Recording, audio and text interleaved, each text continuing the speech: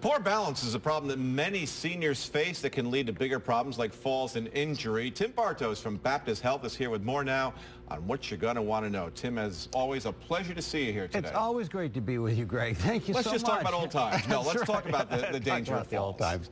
Yes, and they can be very serious, especially for seniors. Falls, they just don't happen, and they don't happen just because you get older. Although half of Americans age 65 and older will fall at least one time. Now, many times there is more than one underlying cause or risk factor involved. Many falls can be prevented.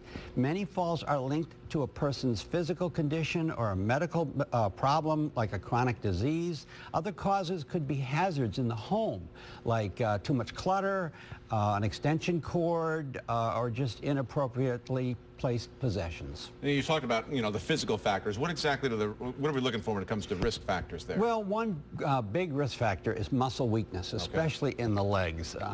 People who keep their leg muscles strengthened are much less likely to fall, especially if they make sure they keep up with their flexibility and endurance. Blood pressure that drops too much when you get up from lying down or sitting can also increase your chances of falling. This condition can result from dehydration or certain medications. It can also be linked to things like Parkinson's disease, or even just a simple infection or a simple ear infection can cause that. So all things you need to watch out for. We're talking most falls happen in the home, right? And also, I didn't hear you mention, but pets, I think, sometimes are a factor too. They're running around underfoot and boom. They sure can be. Falls can happen anywhere, but most falls do happen in the home. In fact, 20% of people that fall say, I was doing something stupid when I fell, believe it or not. But it's a good idea to check with your doctor to make sure that your prescription drugs are not interfering or conflicting with each other, or maybe even some over-the-counter drugs that you might be taking. So be very careful. When you stand up, make sure that your feet are steady before you take that first step. Sure. And just be careful, because again, it's very serious.